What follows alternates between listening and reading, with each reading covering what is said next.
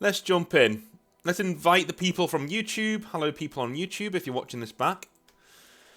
So a little while ago, as I said to chat a little bit earlier, we were talking about an EXILEVERSE and what we would do with Warhammer 40,000 if we were in charge of its myriad, well, lore bits. It's myriad pieces of lore and storytelling, and I thought it'd be good for us to do this as a community because these videos take a hell of a long time to put together as a script. I remember the old Space Wolf videos, the Dark Angels videos from back in the day, they took days to do. Because you had to write a script that was huge, and then record it, and record it, and record it, and it just went on forever. I don't have that much time. So, I thought, instead of me just doing a script and telling you about certain things that I want 40k to be, why don't I brainstorm it live with chat, and come up with our own ideas on what we think the EXILEVERSE should be in terms of Warhammer 40,000. And the first person we're going to talk about, obviously, is the Emperor. And I'd like to do this in chronological order with the creation of the Emperor. So that's come out quite a few times, hasn't it? That the creation of the Emperor was, several different mystics from back in the day, from back in ancient Terra, on ancient Earth, who took their own lives and reformed themselves in the warp into this one super being. I think that's kind of dumb. I don't know about you. I think that's kind of silly, in all honesty. I don't think we should be heading down that route. Lewittin does an amazing video on this, where he talks about, how unrealistic it is for these, for these shaman to be throwing their souls back into the warp and recongealing into one mortal being. Well, how do they know they're going to come back? Like, how are they finding each other in the warp when it's such a dangerous place to be? I don't understand that at all, If you have any ideas on what we should do with the Emperor right now at the start, head on into the chat and tell me, because I've got a few ideas myself. Somebody, who was it before, who said about the old ones? That was a good idea. It was Dustpaw. So Dustpaw, how about the Emperor being the last creation of the old ones? That is a really, really good point. One thing we generally don't get in 40k is the old ones themselves. But here's the thing. I've never actually been a big old ones fan, because I think they lean a bit too far into the Warhammer old world direction. Don't get me wrong, I love the old world, love me a bit of that. But at the same time, I do think sometimes 40k just being Warhammer Old World in space can be a thing. And I'd like to try and get away from that, Alex Penrod says, just a small town boy living in a lonely void. Exactly. That's Big E. That's Big E for you. How would you feel about the Emperor just being unexplained? How would you feel about that? The Emperor's just unexplained in the EXILEVERSE. So, the Emperor's there in 40k, he's there in 30k, and he has a lot of different origin stories, but there's not one that really sticks. Do you know what I'm saying? The Emperor being the 21st Primarch. Adgil, man, you've gotta explain that one. Emperor being the 21st Primarch, I don't get that. You need to expand on that. Chaos Druid says, Big E should always remain a mysterious being. It's one of those fun unexplained things in 40k, including where did humanity even come from? Is he a man, a warp being, a creation? Who knows? Well, humanity was created by the old ones in 40k. We know that for sure. But hey, it's that could also be untrue, I also think we need to be careful. I know I said I'd like him to remain a mystery, but we do need to be careful here. Because there is a reason why the Alpha Legion kind of exhaust everybody. The Alpha Legion exhaust everybody because there are no clear answers. You can't get a grip on their story. A lot of people say that's the fun of the Alpha Legion, and to an extent, I agree with you. But if we start using Alpha Legion like explaining tactics for big things in the setting like Big E, like the Emperor, we may be falling apart and losing the audience. Do you know what I mean? But I do agree it should be mysterious. I do agree. Michigan Yankee says, is he the last prophet that most Abrahamic religions believe that is still on his way? That's really interesting. Now, again, brilliant bit of lore building there for the actual real world. Could the Emperor be, the lore version, the in-universe version of the chosen one, of the second coming, right? Of all the Abrahamic religions, Christianity, Judaism, Islam, they all believe, there's a big guy coming back, the Son of God is coming back, and he's going to set the world right, and the rapture's going to happen. Maybe it's the Emperor. I think that's a really good idea, Michigan Yankee, but I think we have to be very careful. Very, very careful. Because even back in the day, 40k didn't want to step on religious toes because, it's a bit of a downer. Do you know what I mean? It's a bit of a downer. We want escapism here, so we don't want too much religious stuff in the setting, but I see what you're doing. I can see what you're doing there, yes. Zach says, his lore is so convoluted already, he is already unexplained. That is true, But instead of it just being a mess, Zach, hope you don't mind me calling you Zach, instead of it just, right now it's just a mess, right? The Emperor's, we don't know where it comes from, okay, but in my opinion, it's a mess. That's the only reason why we don't know. There are conflicting stories, it's very Alpha Legion-like at the moment, and I don't think that's a good storytelling mechanic. I think we should have in my mind, I'm going to pull out what I think we should do. Using all of your input here, right? For his origins, anyway. I actually think the Emperor should remain mysterious, but there should be dedicated people in the Imperium who look into where he came from. And there should be at least one person, like Malcador, who knows. Right? And maybe we have Malcador being, haunted by the fact that he knows who the Emperor was, right? He knows where he came from. Or the two lost primarchs are lost because they can see the Emperor's true nature. And it drives one of them insane and makes the other one become a traitor. And then we don't explain it further. We don't explain anything further than that. Right? We use this piece of art as a reference. Is the Emperor even human? We don't know. Where does he come from? We don't know. But we bake it into the lore that we don't know. We don't have 95 different... thank you, Sam, for the £3. Really cool, man. We don't have built-in theories where, he could be a shaman baby. He could be an alien. He could be an old one. No. We let the reader imprint onto the Emperor what they want, because that's what the Emperor is. He is the exemplar. He is somebody that you put all of your wishes onto, right? He thinks that's the best way for him to be. So he's an incredibly powerful psyker. Yes.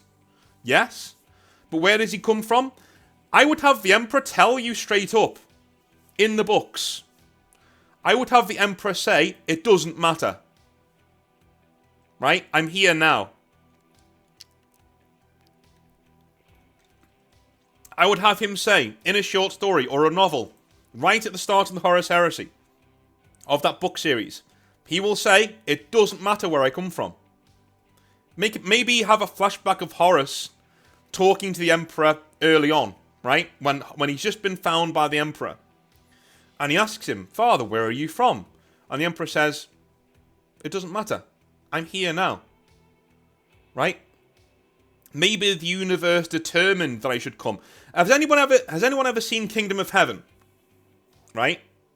One of the Atlanteans. Ooh, good idea, Traitor Guardsman. Has anyone seen Kingdom of Heaven? Right? Salah Hadin in Kingdom of Heaven says, he says, how well were the Muslims doing before I came? Or before God determined that I should come? The Emperor should have the same attitude towards humanity. Right? The Emperor thinks that the will of humanity has determined that he should arrive. And the Emperor should have no idea about his deepest past himself. And so he's gone, do you know what? It doesn't matter. It doesn't matter.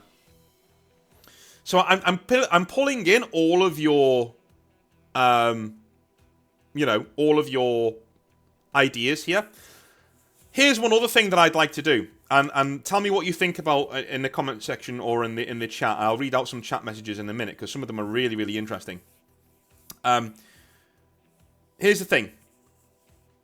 What if the start of the Inquisition, right? The start of the Inquisition is formed not because of chaos, but because the Emperor doesn't know where he comes from.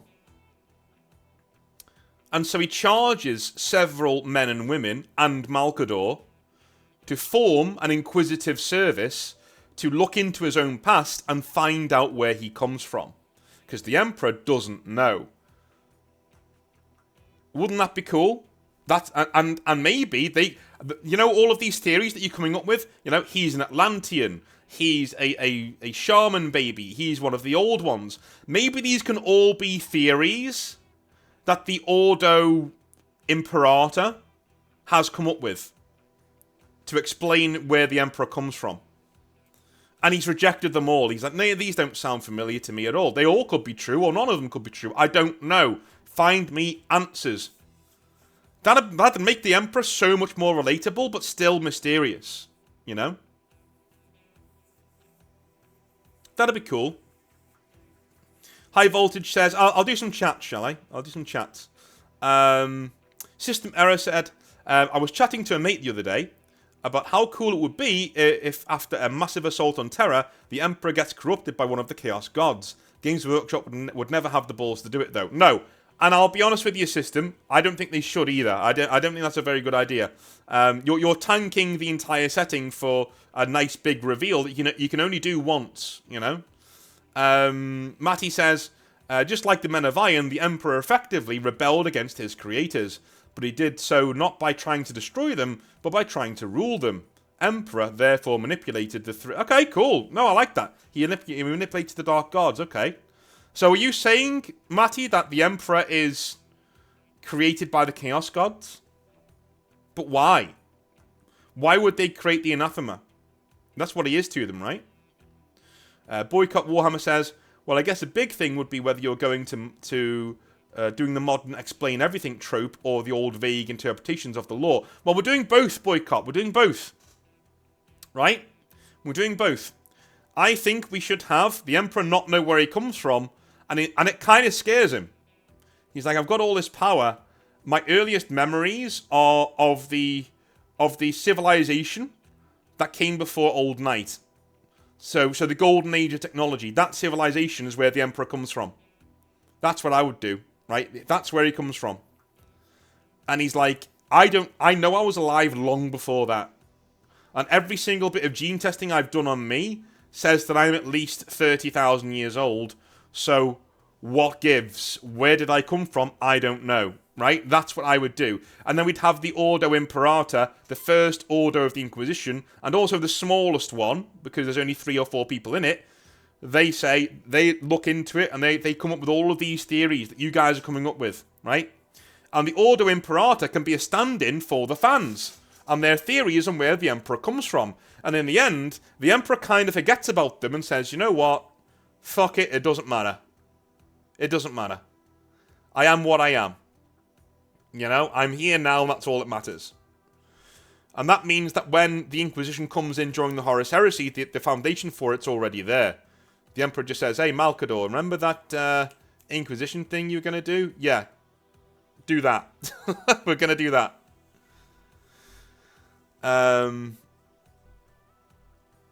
If Big E does not know where he comes from, how would Malcador know? I would say maybe have Malcador stumble across it. Or stumble across a theory he thinks is so intertwined and real that he just like, yeah, this has got to be it. Or have Malcador, right? I've got an idea. Why don't we have Malcador the Sigillite, right? Be almost as powerful as the Emperor and the only being who can see through to what he actually is. He sees past all of the facade. Do you know what I mean?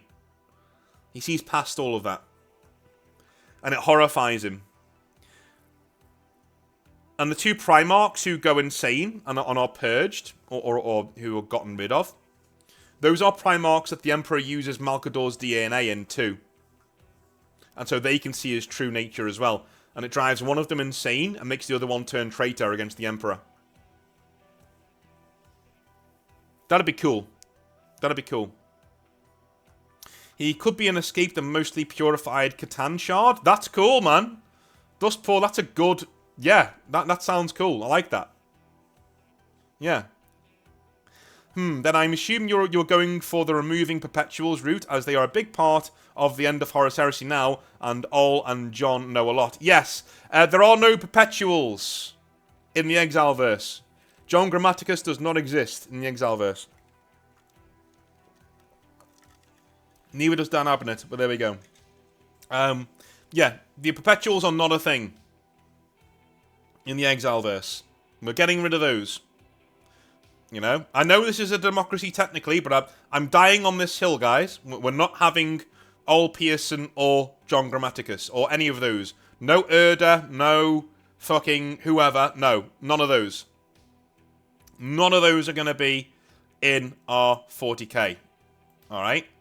The Emperor may be a Perpetual, but he's the only one. Okay? And that's what we're doing. Perpetuals are silly. And I would say even Vulcan is not... we will get into this in future weeks, but Vulcan is not a Perpetual. Vulcan is Wolverine. Vulcan can heal at an astonishing rate. An astonishing rate.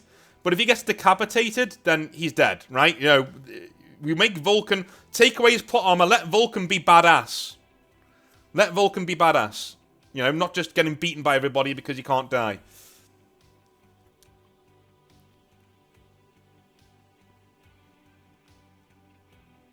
The only problem with Ol Pearson as a Perpetual, who is like 10,000 years older than Big E, he would remember when Big E first came to power. Exactly. Okay, yeah. The Perpetuals opened so many cans of worms, it's not even funny.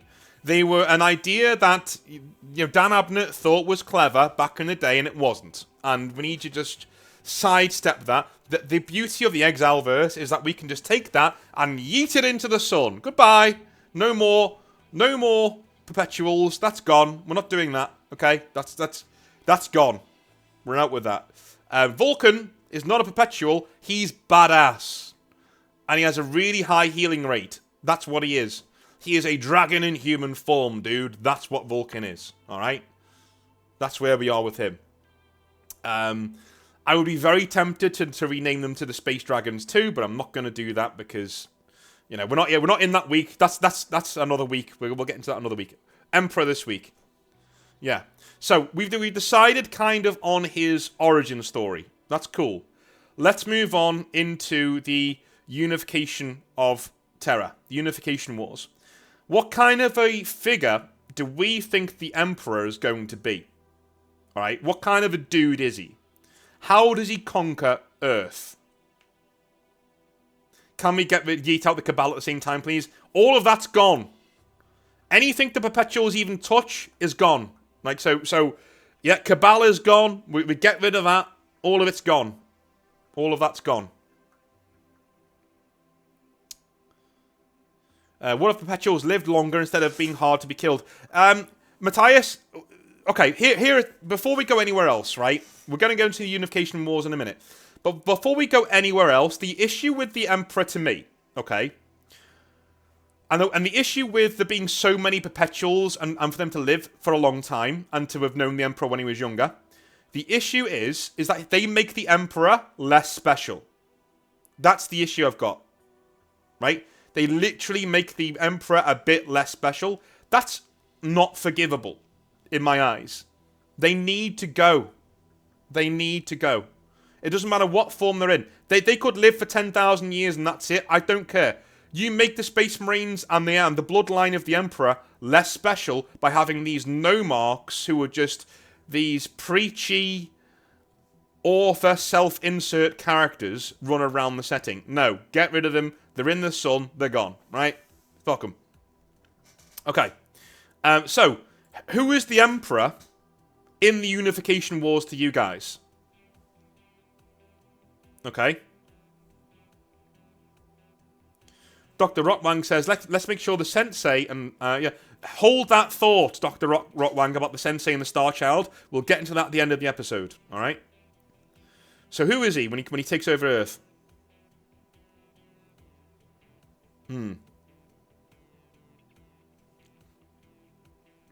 Oh, boycott Warhammer. May want to get a dock up of all the things you're chucking in the bin so we can work out, spiral out from there. Dude, I've already done that. I've already got a list of all the things not in. Yeah, Techno-Barbarian Wasteland. Alright, Matty says, Unification Wars. The Emperor is a manipulator. He manipulates other factions into weakening themselves, fighting each other, and then takes over by underhanded means. Like Palpatine in Star Wars. I like it, I like it. High Voltage says, how about he is just a regular leader who unites the tribes by crushing all who stand against him? Keep the genetic engineering stuff, just get rid of the fluff. Okay. Okay. I remember you said a while ago about the Emperor being a big gene scientist and him focusing more on that than actual warfare. I did. Alright. So, can you give an origin story for Graham von Karstein? No, I can't. Maybe one day. Thunder Warriors time, baby. Okay, yes, Thunder Warriors. So. I'm quite liking Matty's idea. Right? That this is a Palpatine-like leader. Maybe the Emperor at this stage is a very good fighter, but he's killable, you know? We need to get the crux of this now, right? The Emperor can be killed. He can be killed in battle. Okay? Absolutely he can. His psychic might is amazing, but if an Orc war boss punches his head off, he's dead. Right?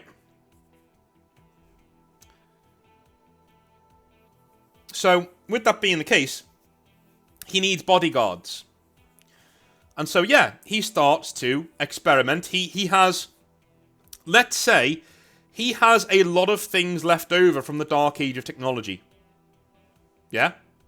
The Emperor has a lot of things left over from the Dark Age of technology on Earth. And he's using those in the Himalayas to make Thunder Warriors, to make these proto-Space Marines. And he uses those to actually, you know, engineer the Custodes. And on each Custodes, he spends years just carving them like a man of stone. Do you know what I mean? He takes the human genome and he warps the Custodes into being. And at the start, there's only 3. Because you can only make 3 Custodes at the start, right? We can name them all if you want. We can name them all. But the Thunder Warriors are a step below that, and they are mass-produced. I like the fact that they're mass-produced. And I like, Ed said it there, Techno-Barbarians, right? So the Thunder Warriors should be Techno-Barbarians. I don't want to make them elegant. I really like what Games Workshop did with the Thunder Warriors. I like that they're really 90s. They're really 90s and really Blanchian. You know, that they should be really John Blanchian, these Thunder Warriors. Absolutely. Davis, Bobus, and Gary. Like how the Greek gods made humanity. Yes, Minding Bat. Yes, very, very, very, very, very true. Is John Spartan, the Demolition Man canon? Have a peachy day and be well. Cheers, man. He creates Thunder Warriors in secret, says Matty. Clones, like the clones in Star Wars. Meanwhile, he's gathering political power by playing off factions. It hits critical mass, and then he crowns himself Emperor. That's a good one. That's a good one. Fifth dimensional abilities beyond our comprehension. Here's left field. The Emperor's a fifth dimensional being, just screwing around in a unique universe. He's maybe like the creator, or Tom Bombadil from Lord of the Rings. His abilities seem like magic, because they are. Oh, okay. Okay. A quick question, though. Are we dialing back the bombastic nature of 40k a little bit, and making the Exileverse more grounded? I think the answer to that question, Zach, is not what I want to do right now. Because I'd like to see where the Exileverse grows into. And we will answer that question in a few weeks when we look back at the Great Crusade and Horus Heresy and how it turned out. Do you know what I mean? Then we'll have a much bigger answer of where 40k is going to go. Do you know what I'm saying? But if I say it now, I'm kind of framing all of your ideas into that, and I don't want to do that. I want a raw section of ideas. Dustpaw says, yes, Dark Age tech and even AI would make him seem all-powerful in a barbarian world. Yeah, because we are going to get to a certain stage of technology where you can't really discern it from magic, right? That's who the Emperor should be. He should be an amazingly powerful psyker, yes, but he should also be an incredible scientist. Absolutely. We need an actual Unification War tabletop campaign / models. I agree. If you're going to bring the Emperor back as a model, that's the way to do it. That is the way to do it. I want a Pan-Pacific Empire army, goddammit. I'd collect that. You can be bombastic and realistic. Just look at the Roman Empire, says Matty. Yeah, he's right. He's right. Perturabo84 says, Abraham and Noah the flood. Did the Emperor sacrifice one of the lost primarchs to the warp gods? Like God orders Abraham to sacrifice his son Isaac. Dude, we're going down that rabbit hole. Come back. Come back. Don't go down the rabbit hole. I always think of Mad Max style with the Thunder Warriors. Yes, Mad Max should be a thing that we do here. Alright. I guess we're settled on the Emperor being rather than being a battlefield general, even though he's fully capable of doing that, he becomes like a Palpatine figure behind the scenes in the Unification Wars, right? He creates the Thunder Warriors in secret. He creates his 3 custodies, and he goes out and conquers the world once he's played everybody off against each other, right? I like that. I like that a lot. Okay, so we've got the Unification Wars sorted out. So we've got the Emperor's origins and the Unification Wars done. We're there, right? Okay. Great Crusade time. Now, how do the primarchs get split up from the Emperor? This has been a bone of contention for me for years. In all honesty. I honestly think this has been a massive bone of contention for me over the years. That we have, you know, a really dumb idea, and that's the Chaos Gods just opening up a portal and sucking them into the universe, okay? And then an even dumber idea of their mother casting them into the warp and essentially creating 40k. Thanks, bitch, right? This awful character that nobody liked. So, what are we doing with the Primarchs? How are we getting them away from the Emperor so they can be found later? How do we do that? How do we do that? Either the Chaos route or a random intern pressing the wrong button. That would be funny if a guy just like leant backwards and like, oh, what's that button? Oh, sorry. Oh my god. And then they just get, yeah. Dustpaw says they weren't stolen. They were sent away to prove themselves. Good idea. Good idea. Yep, Edward says Big E does it himself to test them and test humanity. Yes, Perturabo, we've done it. In 5 minutes, not even that. The Northern Exile community has fixed the Primarchs getting cast out of Terra. He's done it. The Emperor doesn't care about the Primarchs at this stage. Right? They are just tools to him. So he sends them on ships out into the universe, out into the galaxy, to crash land on set planets that he finds very interesting. So the Emperor, on each of these planets, has something that he needs to capture, that he knows is out there. It could be a Catan shard, where Ferrus Manus lands, you know what I mean? It could be vast amounts of adamantium, like the Night Lord's homeworld, right? Each of these homeworlds is a hellhole, but has something on it that he needs. So he can't send empires out there yet, but he sends his own sons with a heavy imprint of who he is to them, right? So he knows when he gets there, the world will already be compliant under the rule of a Primarch who then looks at him as a father. That's what we do. Guys, you're amazing. You're amazing. I literally posed that question and I sat there and thought, hang on, this is actually pretty hard. How are we going to do this? And you solved it. Bang, like that. You gave me the thing to jump off from. I'm going to jump off and there we are. That's brilliant. So we've solved it. That's that. That's where the Primarchs went. Dude, J-Day, I like that idea as well. Churgorak is behind the scattering of the primarchs. That is true. That could be true. But no, I like what we ended up with. I like how we ended up with that. The Emperor knows there are worlds out there that he needs badly. And he needs them now. He can't afford to let them be subject to an alien invasion or something. You know what I mean? So he sends his primarchs out there, and they go and conquer those worlds for him without even knowing it, right? They're already hypnotized and brainwashed into doing what the Emperor wants, right? Yeah. That explains Magnus's communication with the Emperor the whole time. Yeah. Going the Saiyan route is perfect. Yeah, I think so too. Alright. The Primarchs are off of Terra. Okay. Great Crusade time. Here we go. Here's the biggie. Vote in the chat. Can I do that here? Can I do that? Yeah, start a poll. Let's start a poll. Alright. Is Alfarius the first found Primarch in secret? Go. Is Alfarius the first found Primarch in secret?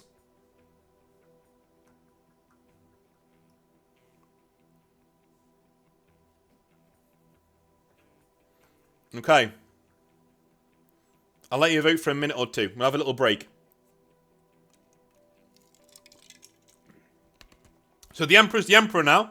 You know? Zach, I'm going to come to that in a second.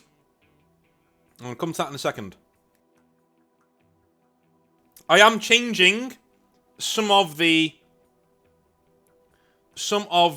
home worlds of the Primarchs. Yeah.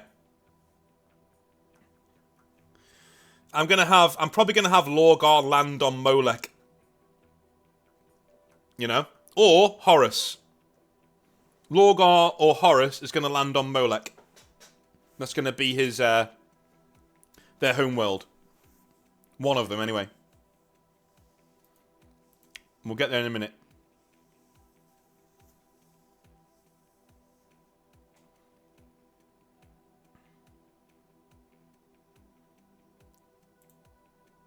Right, Noah's winning so far.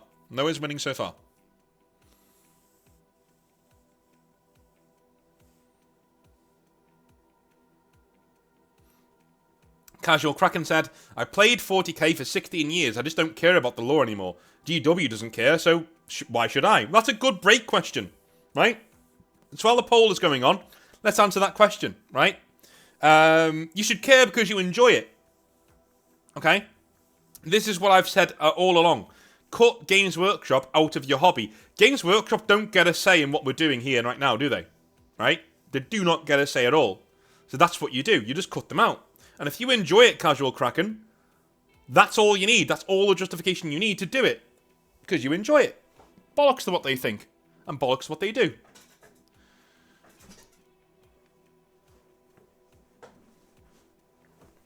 Alfarius is a whole big thing we're going to have to do. I know, man. He is a canker, isn't he? Lorgar lands in a black hole by accident, maybe? No. We're not doing that. I love Lorgy. Leave him alone. Because toys with the story are more interesting. I agree. I only play OPR and Battletech now. That's fine, man. That's fine. But you're still on a 40k lore live stream, Casual Kraken. Does that not say a lot? And I'm not even a very big channel. Do you know what I mean? You like 40k, man. Come on, admit it. You like 40k. What if Malkador sends the Primarchs out to keep the few that could see the Emperor for what he really is hidden? Good idea, but it complicates the issue. I like to keep these issues nice and simple. We can complicate things later on. No felines. No, getting rid of those. We're getting rid of those. They're already in the sun. Okay, alright. So, No has one out. Is Alfarius the first found Primarch in secret? Noah's one out. I'm going to vote for yes. But I would still only say my vote counts for 10%, right? So it'd still be Yeah, no would still win. No would still win. Let's be honest. So, he is not the first found Primarch. He is out there in the warp somewhere. We'll get to him a bit later on. That's fine. That's fine. So, we are keeping Horus as the first found Primarch. And I think... Okay, here's next poll. We'll end that poll. Here's next poll. Start the next poll. Right. Who is from Molech? Lorgar or Horus?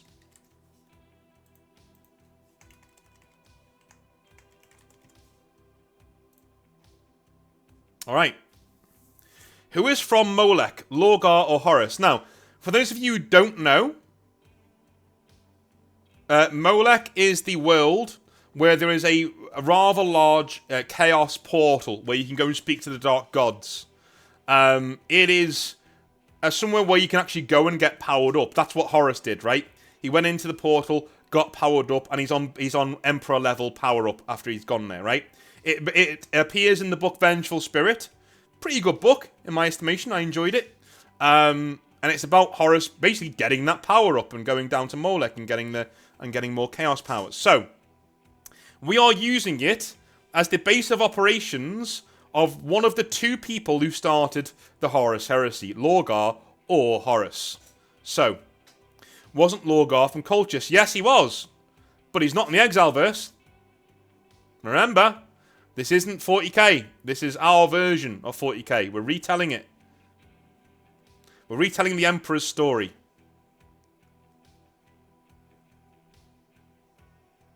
We're not doing every Primarch now. We're doing the Emperor, right? We're doing the Emperor. But we're doing things that are relative to the Emperor. And who is on Molech is definitely a big thing to who the Emperor is.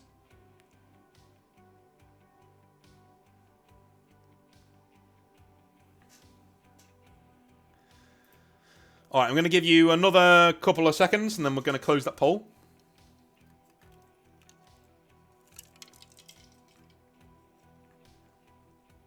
Lorgar's winning by a landslide here.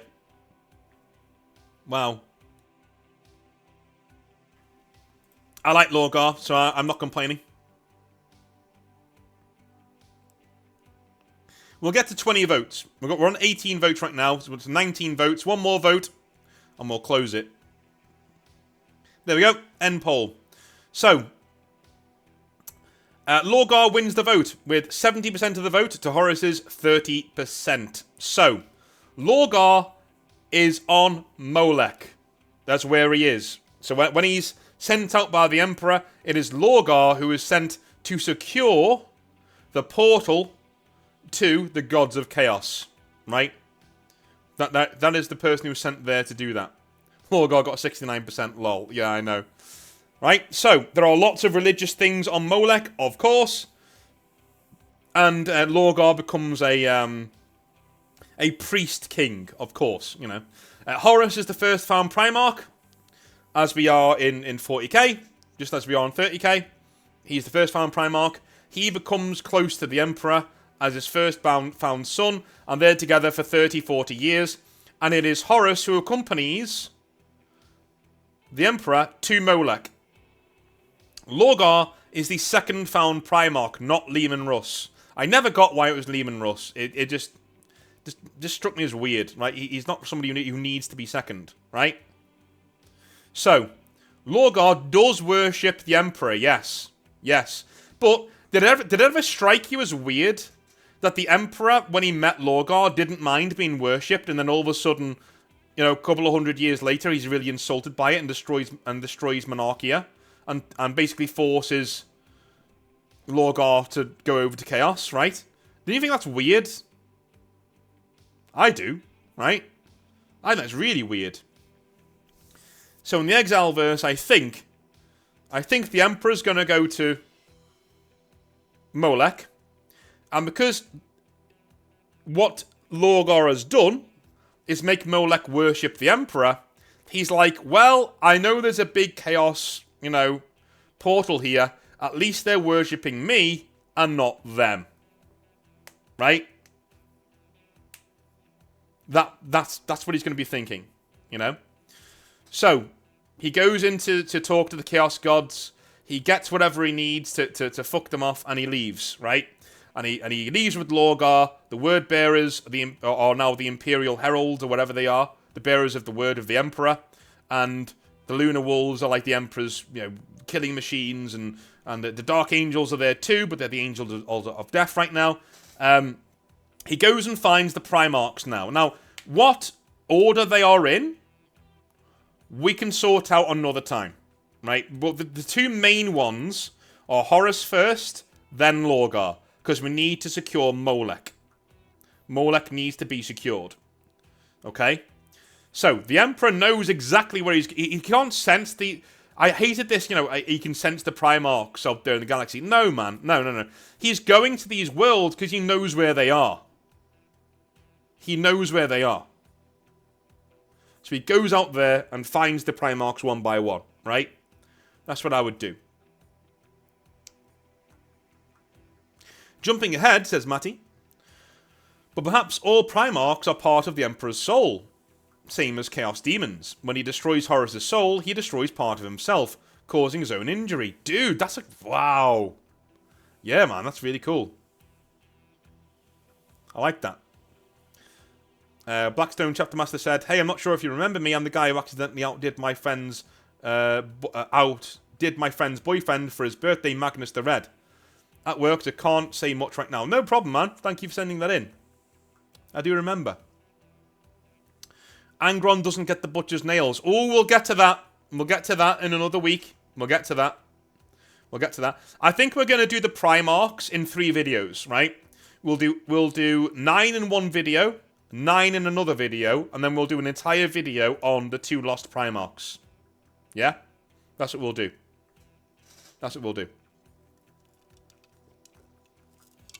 Primarchs next week. A list of Primarchs next week. So Primarchs 1 through 10 next week. Apart from 2, of course, because it doesn't exist. Alright, so the Emperor has gone out into the Great Crusade. And I would say from here, what we've done, guys, is we've tidied up the Emperor. We've tidied up the Emperor's story. We've made it make a lot more sense. Right? We've kept the ambiguity. We've kept the mystery of who he is. We've added a lot of intrigue as well. But we've got the Emperor from A to B now. The end of the Great Crusade is where we are. I don't mind the Great Crusade happening as it happened. I think the Great Crusade era is really cool. I think it's really, really cool. I like the way that they did it, So I'm okay leaving that as it is. Is everybody okay leaving it as it is? I'm going to do another poll. Start poll. Great Crusade from Molech to what was Armageddon called? What was it called?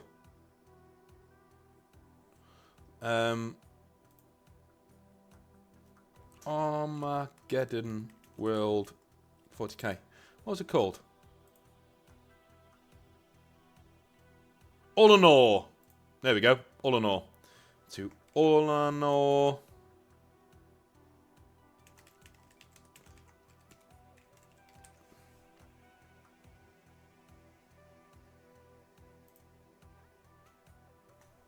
There we go. Great Crusade from Molech. That's where we're starting. Where Lorgar is found. To Ullanor is the same. Do we proceed or do we back off? And if we are backing off, you need to explain in the chat why we're backing off and why we're looking at something else again.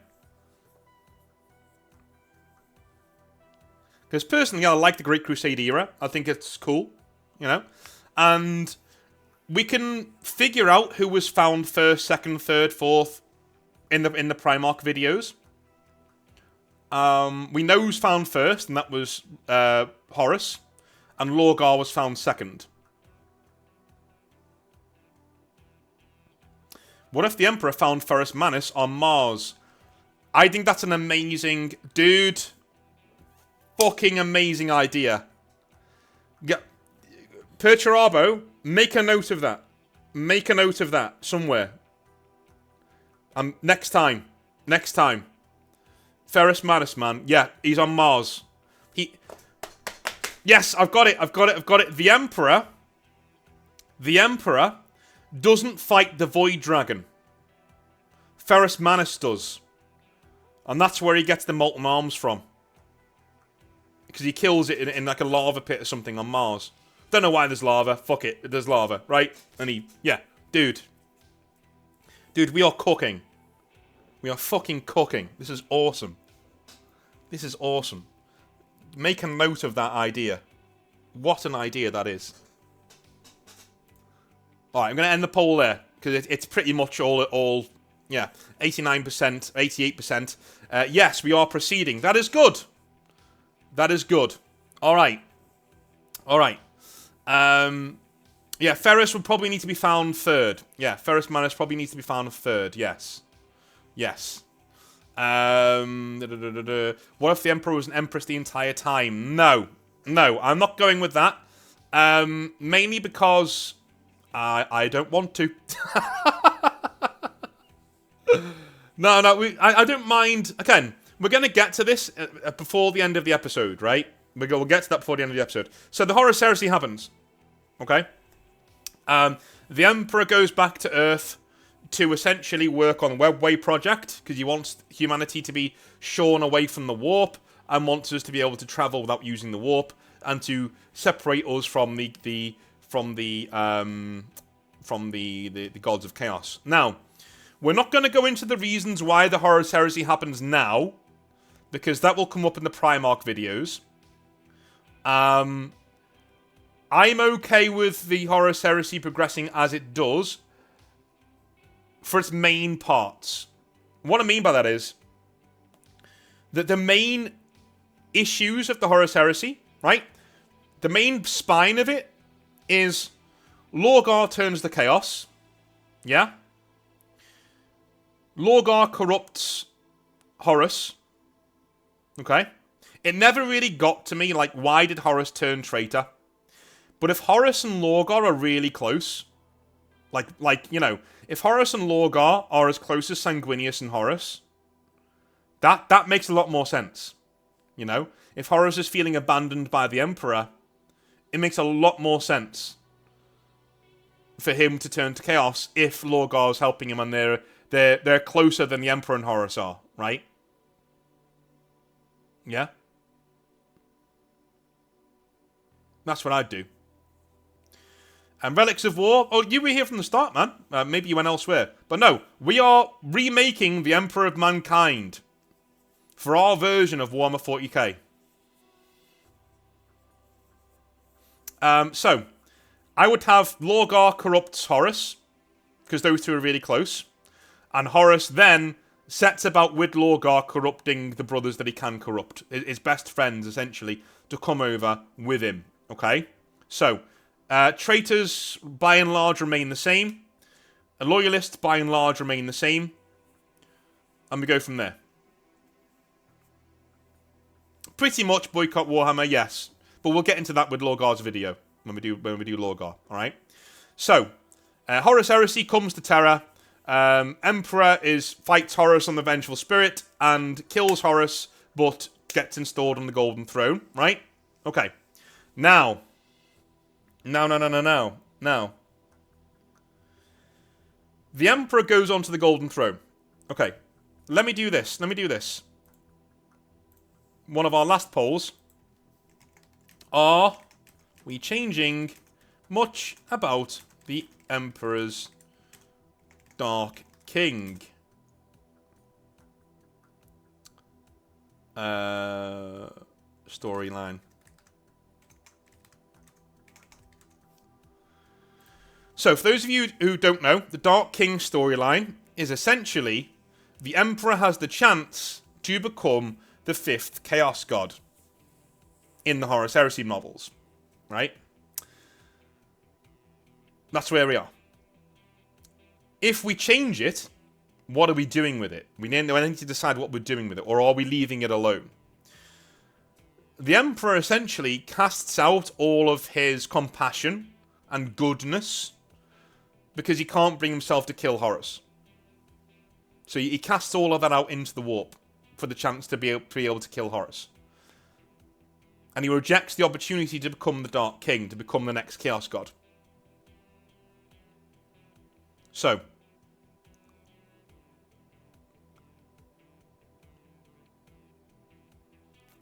okay. If we are changing it, then I want ideas in the chat. We can't just say yes and then leave it there. We got to say yes because, right? I pretty much know why we're changing it if we are going to change it. Well, you know, the perpetuals, yeah, that might be a good thing. But I think it kind of works without the perpetuals. So, yeah, I think it works without the perpetuals. We can just remove them.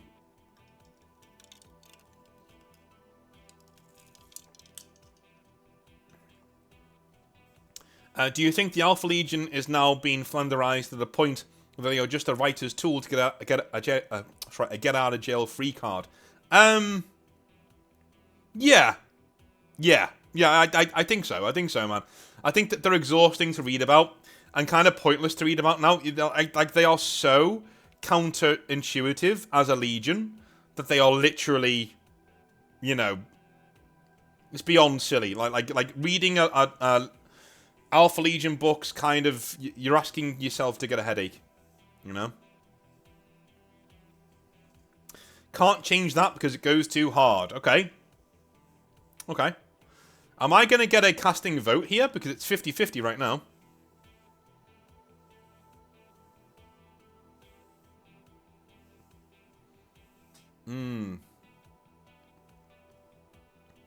If you want to make a difference, click on that poll. It's 50-50. Or I'm going to click on it. Or clicking it in my own head anyway. And choose one of them.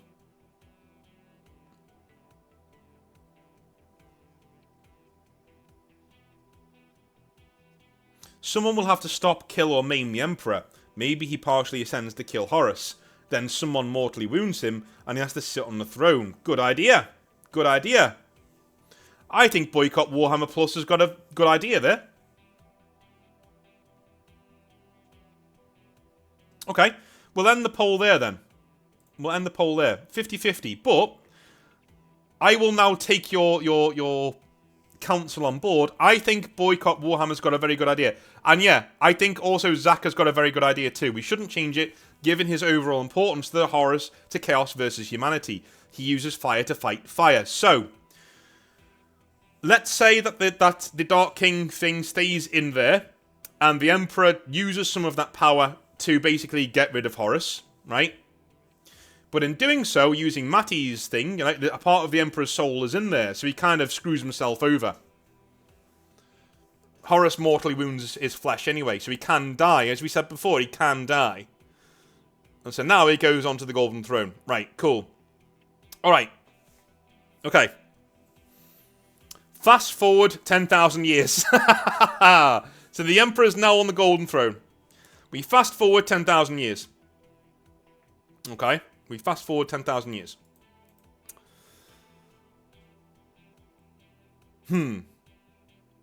What kind of... So, are we going to... Listen, let's just do it. Let's just do it, right? Here's the big poll. The last poll of the night. Are we bringing the Emperor back in 40k? Go. Now, this decides where we go for the final question. Because we know the Emperor now. We put him on the Golden Throne. We got him all the way from his birth to being on the Golden Throne. And now we skip 10,000 years because, obviously, he's on the Golden Throne. Do we bring back the Emperor eventually in our version of Warhammer 40,000?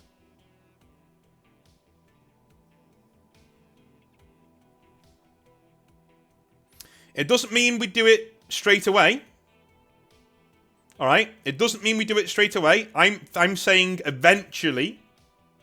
Do we bring him back? Eventually.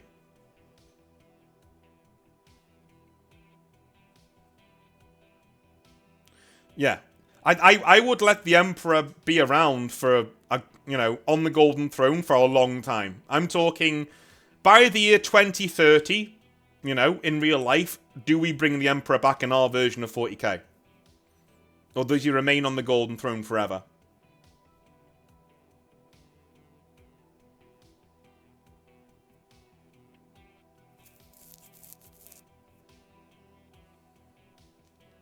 Okay, what's the point of the Emperor sacrifice himself if he can just bring him back? Well, he's been gone for 10,000 years, and his entire empire's gone to shit. And he's been in agony that entire time, so it was a hell of a self-sacrifice, to be fair. Yes, but not as a tabletop model. I'll go along with that. I'll go along with that. Thank you, Ben, for becoming a member. Thank you. Does he ever get Throne Dome in that period? Soulless cash grab or integrity play? No, we don't do cash here. This isn't about selling models. This is about coolness. What will be cooler?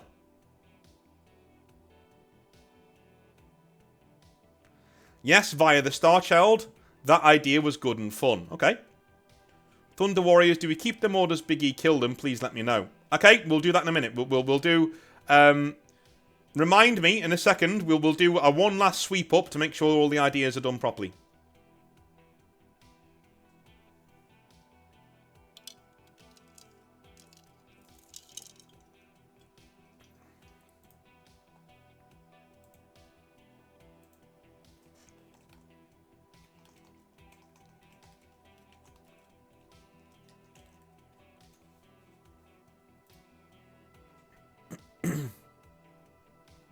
With all the increasing insurmountable hopelessness in the current setting, a return for the Emperor wouldn't even swing it to nullify the theme of impending/suspended doom. Might be what it needs. I agree. I agree. It wouldn't win the setting if the Emperor came back. People who say that, it comes across as very short-sighted. Like, the Emperor wouldn't fix all the problems if he came back. There were problems in the 40k universe when the Emperor was there walking around, right? Space Marines were dying in droves whilst he was there. You know? Oh, Dustpaw, that's dark. He regains consciousness but still can't leave the throne. My god. The Emperor comes back, but it turned out to be Alpharius the whole time.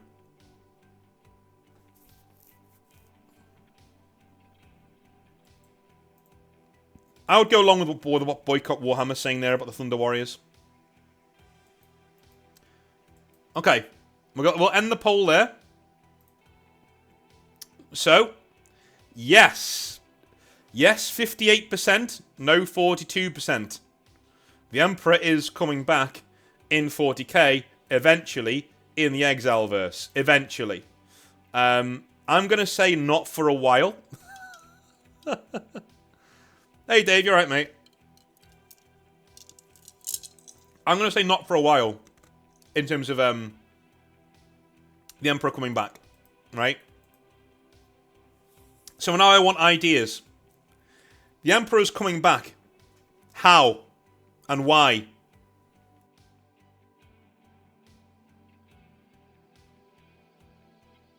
How and why is the Emperor returning to the mortal coil? I'll explain my idea, right? And then you guys can tell me whether it's good or bad, or whether you want it to happen or not, okay? Or whether you want to amend it, we can do that too. Or even just chuck it out, we can do that as well. So my idea for bringing the Emperor back was something that's already in the current setting. And that is the Terminus Decree. That is a decree that the Grey Knights have to essentially, what we think it is, what it's heavily hinted as being, to shut down the Golden Throne and kill the Emperor's mortal remains. That is what is heavily signposted as the Terminus Decree being, right? So, I would have the Tyranids be about to win Warhammer 40,000. I would have them come in such numbers and straight towards Terra that everything's going to go wrong. Everyone's going to die, right? And Kaldor Drago appears on Terra, strides into the throne room, as the Grandmaster of the Grey Knights would do. The Supreme Grandmaster of the Grey Knights would be escorted to the Emperor, demands an audience with the Emperor, and enacts the Terminus Decree. And in doing that, he shuts down the Golden Throne. The Astronomicon goes out. It just flickers outwards. Doop, gone. Right? Panic ensues. Absolute bedlam ensues. You know, worlds go dark across the Imperium. Shit is hitting the fan. Everybody's dead, Dave. Right? One of those situations. Drago then removes, with reverence, he removes the Emperor's mortal remains with the Custodian Guard, who are there to help him, from the Golden Throne. He then sits in the Golden Throne and sits back and basically attunes himself to the Golden Throne. So he sits on it. And the Astronomicon comes back on. Much weaker, but it's there. And you can see it. Yeah? And the gateway to hell, to chaos, right, to the warp, is closed. Held closed by Drago. Everybody's looking around going, well, what happens to the Emperor now? Well, the Emperor's body starts to knit itself together right in front of them. It starts to regenerate and come back. As this happens, you know, Abaddon the Despoiler can be there. Like, he's assaulting Terra through the Tyranids, desperate to kill the Emperor now whilst he's there and to get rid of the Golden Throne, right? All that's happening. The Emperor slowly reknits and eventually stands back up. Right? And let's just have him be just bollock naked. Why not? He stands up and he's, you know, pulsing with muscle, like he's all there. He's the Emperor, right? But he's only Primarch sized.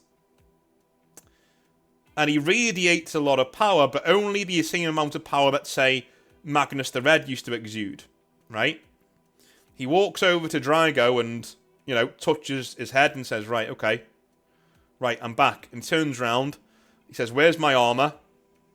Where is my armor? Right, time to save my world. And he goes out there and leads the fight back. He leads the Custodian Guard in taking back Terra from the Tyranids.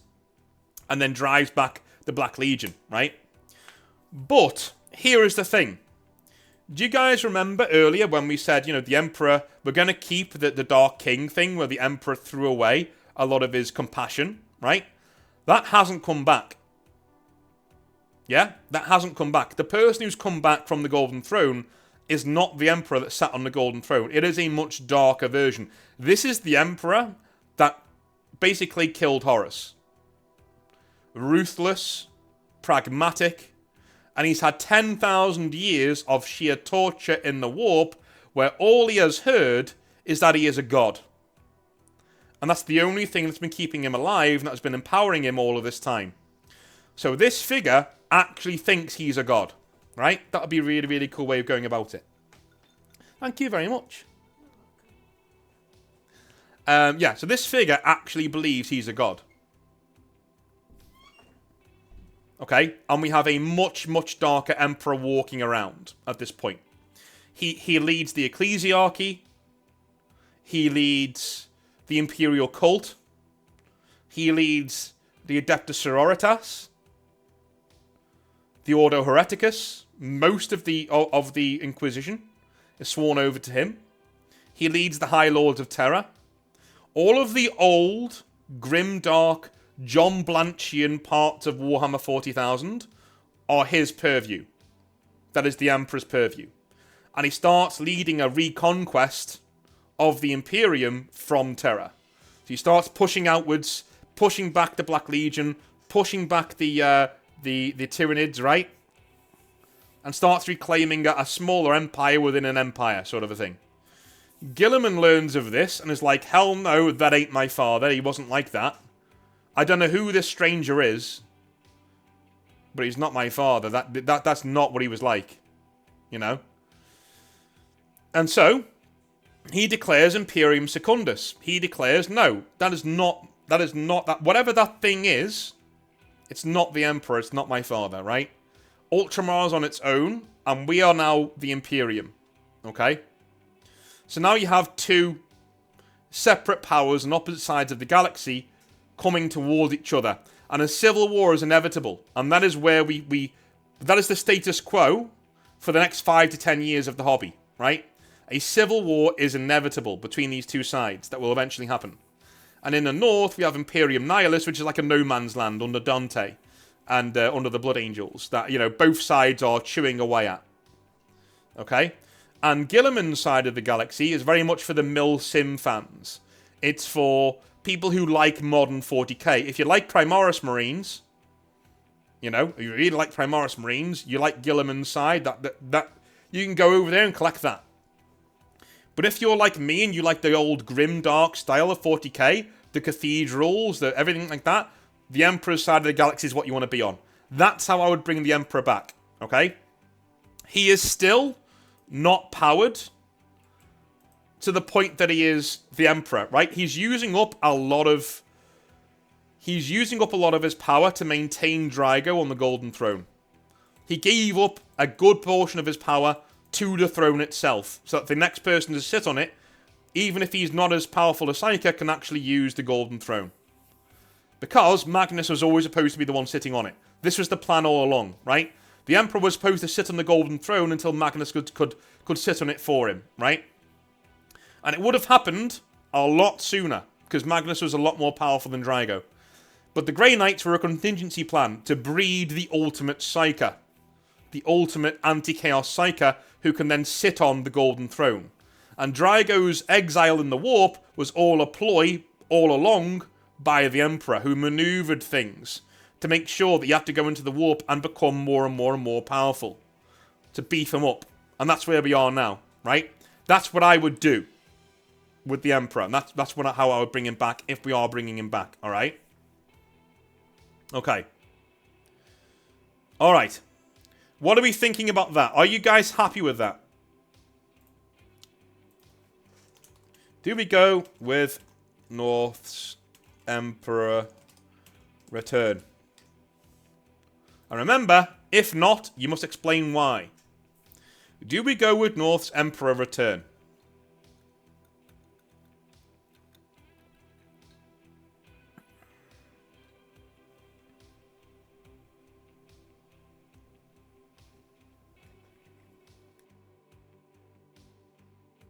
Yeah, I mean, you could have an Emperor model at this stage, because he's not as powerful as the Emperor was, right? He's a faded version of the Emperor. He's put a load of his power into the Golden Throne to make it usable by somebody who's not him, right? And if Abaddon the Despoiler can fail 13 times and still somehow win, the Emperor can have some machinations, some massive plot that he's been doing this entire time, right? If Magnus was always supposed to sit on the Golden Throne, but he's nowhere near as powerful as the Emperor, how would that have worked? You know what I mean? How would that have worked? Obviously, the Emperor needs to change the Golden Throne using his own power to augment it, so that Magnus can sit on it instead of him, and then he can rule his empire walking around it, right? The reason why it's taken 10,000 years is because Draigo is nowhere near as powerful as Magnus. So it's taken a lot more of the Emperor's power to maintain the Golden Throne and to make sure that it doesn't just overload Draigo when he gets on it, right? So we make it clear why and how the Emperor has returned. Maybe the Emperor even explains it verbatim and says, listen, this is what happened, you know? And maybe a lot of people don't believe him. That'd be cool, right? There are massive purges on Terra because a lot of people like the Emperor's return. That's heresy. No, I would have him have black armor, Traitor Guardsman. He wouldn't be gold. He'd have black armor edged with gold, but it would be black first. Black and a bit of gold.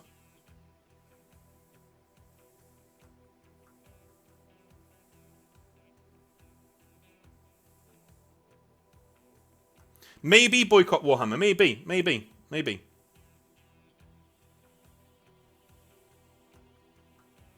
Ah, Zacharias. Now, here's the thing. Who's to say that there isn't a shard of the Emperor in the warp that will come back that way? Who's to say? Who's to say? The Emperor becomes a digger knob. We already have one plot armored super being in the Imperium. We don't need another. Again, who's to say I'm keeping this Emperor around? We may kill him off. We may kill Guilliman off. I would do this with this proviso, right? If we have the Emperor on one side and Guilliman on the other, one of them's got to go. Eventually. One of them's got to go. I would say that. It won't be soon, but one of them has to go. We need to grow a pair of balls in the Exileverse. One of them's going to go. You know?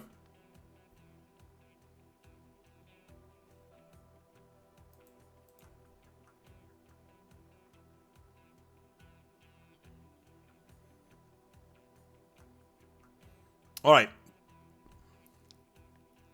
We'll get to 20 votes and then we'll call it there. As the Emperor's return. I'm honestly surprised you guys went with this. I thought we'd be getting like a lot of people going, no, that sucks. We're going to go do something else. Like, I think it works. I think it's quite elegant as a solution. It is very convoluted, but the Emperor's story is convoluted. So why should his ending not be convoluted? Do you know what I mean?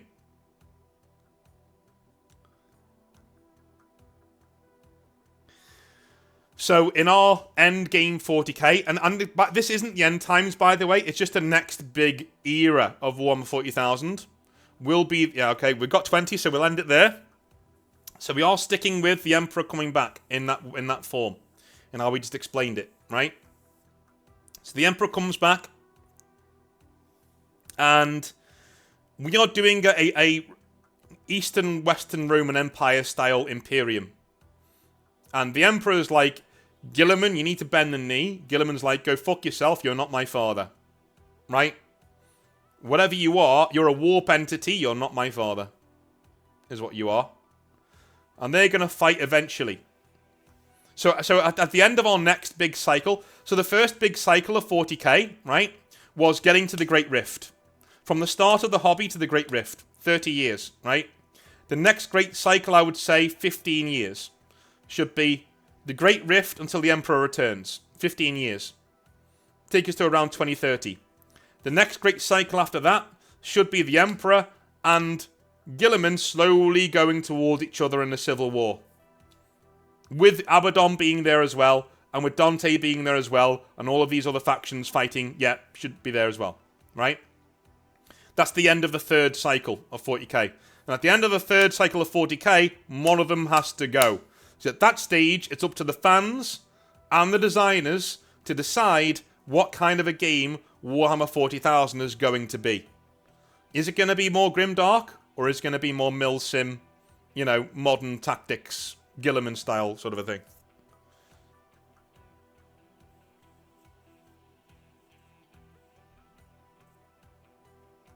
Yeah. And again, 15 years is a long time. So you can take your time, and even if you get to the end of that 15-year cycle, if things are going well, just spin it out, dude. Just keep going. If the models are selling and there's no reason to move it on, fucking go again. Just give it another 10 years. There's no hard and fast rules here, you know? But make it more grim. I agree. I think the Emperor should win in the end. You know, the Emperor should win in the end. He should kill Guilliman in the end. And there should be somebody else coming up who replaces Guilliman. Right? Maybe Titus or someone. Is the Beast Arises lore still canon? Yes, everything in that 10,000 years, pretty much still canon. Yeah. Yeah, we haven't touched anything yet. What about bringing in Fabius Bile instead of Belisarius Cole? We will get to that in the Guilliman video. We will get to that. We will get to that. This is about the Emperor, mainly. And the Primarchs Marines, as much as they are made of his flesh, technically, they're not really about the Emperor. They're more about Guilliman's story than the Emperor's. Do you know what I mean?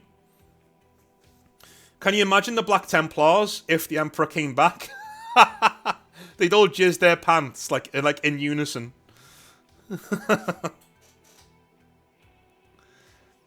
Anyway, that's where we're going with the Emperor then.